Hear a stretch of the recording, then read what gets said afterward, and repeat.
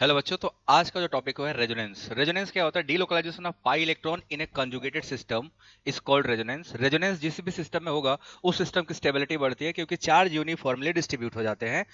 जब भी रेजोनेंस होता है तो एक से अधिक स्ट्रक्चर बनते हैं। उन सभी स्ट्रक्चर को कलेक्टिवली रेजोनेटिंग स्ट्रक्चर या कैनोनिकल स्ट्रक्चर बोला जाता है और उन सबका एक मोस्ट स्टेबल हाइब्रिड बनता है जिसको बोला जाता है रेजोनेंस हाइब्रिड। याद रखिएगा, रेजोनेंस हाइब्रिड की स्टेबिलिटी किसी भी रेजोनेटिंग स्ट्रक्चर से हमेशा ज्यादा होती है। अब इस सिस्टम में एक वर्ड आता है रेजोनेंस एनर्जी। रेजोनेंस एनर्जी क्या होता है? क्योंकि हमारा रेजोनेंस हाइब्रिड ज्यादा स्टेबल है तो रेजोनेंस हाइब्रिड में से जो मोस्ट स्टेबल रेजोनेटिंग स्ट्रक्चर होगा उसको जब सबट्रैक्ट कर दोगे तो जो एनर्जी आएगी वो नेगेटिव फॉर्म में आएगी, that is called resonance energy. तो रेजोनेंस एनर्जी का फॉर्मूला क्या होता है बच्चों? That is energy of resonance hybrid minus energy of most stable resonating structure. अब रेजोनेंस होने के लिए कुछ सर्टेन कंडीशंस हैं। What are the condition? पहला कंडीशन है जहां भी रेजोनेंस होगा हर एटम का हाइब्रिडेशन sp या sp2 होना मस्ट होता है। दूसरा, मॉलिक्यूल मस्ट बी प्लेनर होना कंपलसरी है। तीसरा कंडीशन होता है जिस भी मॉलिक्यूल में रेजोनेंस होगा वो सिस्टम का कंजुगेशन होना जरूरी है। और रेजोनेंस में बच्चों केवल पैरेलल पी ऑर्बिटल ही इन्वॉल्व होते हैं। अगर ऐसा है तो रेजोनेंस में माना जाएगा।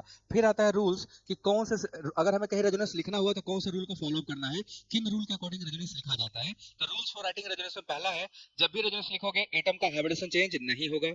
दूसरा रूल है, एटम जब भी रेजोनेंस होगा सिर्फ पाई इलेक्ट्रॉन का मूवमेंट होगा, सिग्मा इलेक्ट्रॉन अपना जगह नहीं छोड़ते, वो मूवमेंट नहीं करते। तीसरा रूल है, जब भी रेजोनेंस होगा सिर्फ इलेक्ट्रॉन का मूवमेंट होगा, एटम अपना पोजीशन नहीं बदलते हैं। चौथा रूल होता है, नंबर ऑफ पेयर्ड और unpaired pi electron remain same होंगे, मतलब कि ना तो इलेक्ट्रॉन सिस्टम के अंदर आएंगे ना तो सिस्टम से बाहर जाएंगे।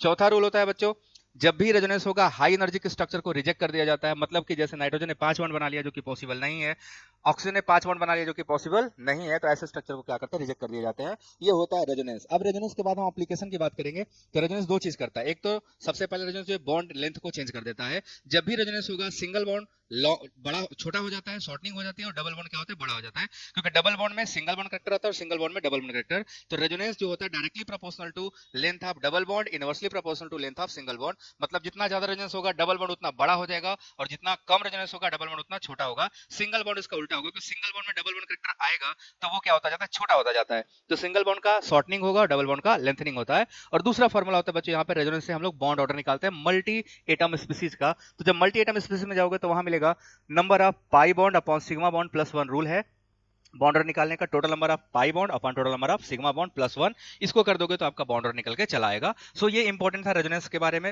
वन शॉट में मैंने आपको कंप्लीट करा दिया। अगला वन शॉट जो आएगा उसमें देखेंगे और बेहतरीन लेक्चर्स आने। तो आप लोग चैनल को सब्सक्राइब करके वीडियो को लाइक कर लो। हर एक टॉपिक को इन शॉर्ट में कराता जाऊंगा। Thank you so much. Bye bye.